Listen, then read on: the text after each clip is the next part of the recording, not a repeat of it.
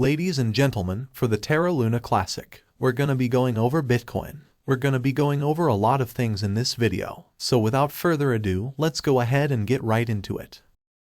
Welcome to Terra Classic Update, your source for the latest news and insights on the Luna cryptocurrency. Stay up to date with our in-depth analysis, expert insights, and up-to-the-minute news. Subscribe now to stay ahead of the curve in the world of Luna.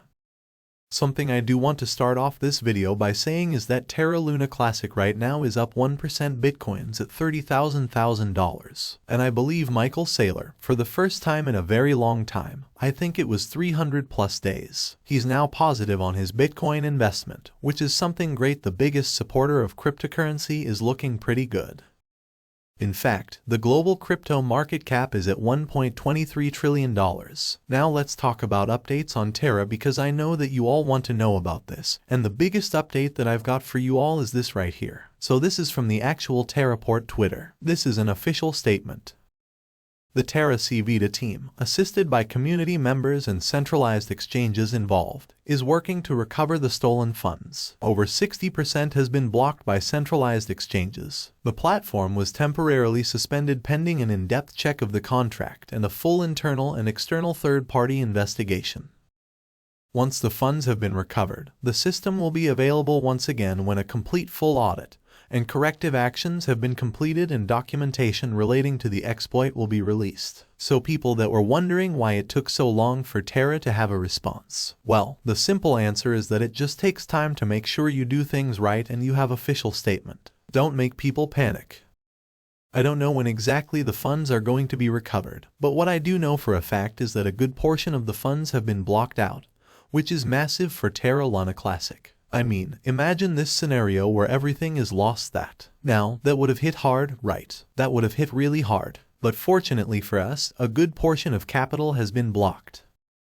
And we're tracking every single wallet they have, all of the data for every single wallet that was a part of this. Cosmos Rex, he was talking about some of the things here, about possible internal stuff. I personally am going to be waiting for the documentation here on what exactly happened. I am really keen to know this information. And really at this point, I'd like to begin talking a little bit about what can we take from this scenario and what can we take from this situation. For one, I have reason to believe that there is a possible reason why the CertiK audit wasn't really filed in on proper timing. I do know for a fact that the team was trying to get an audit before the release of Terraport, but for some reason, which I clearly have no idea why, that was never the case, right? That never actually ended up happening beforehand.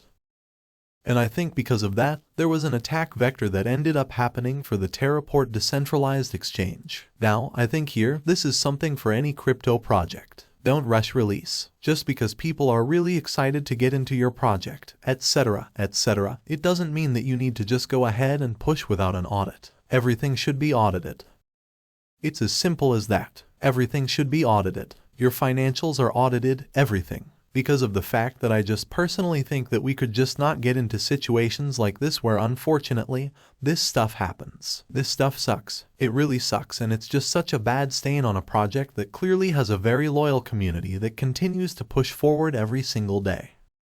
And it sucks because I know for a fact that I don't think that Rex or any of the founders of Vita had any ill intent here. I mean, I'm not certain, right? You never know. But from what I've seen, I just don't think that's the case. And so we'll see what ends up happening here. Hopefully good things happen for Terraport. I do know that I think cremation had like an 18 million Luna Classic burn that's always good to go ahead and talk about. And overall, if they can rectify the situation, if the Terraport team can go ahead and say, hey, we're cool now, we have recovered a vast majority of the funds that we can keep pushing forward.